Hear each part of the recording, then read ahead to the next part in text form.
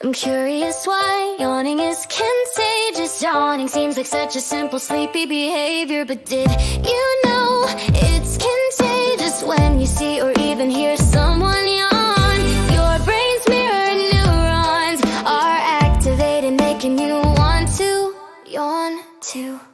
Scientists believe this might have helped early humans stay alert as a group, spreading wakefulness among friends and family.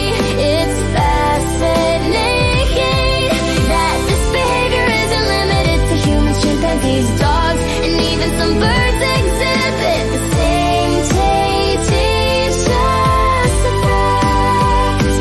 So the next time someone yawns in front of you, your brain is subconsciously syncing with theirs, almost like a tiny social signal that says we're in this together.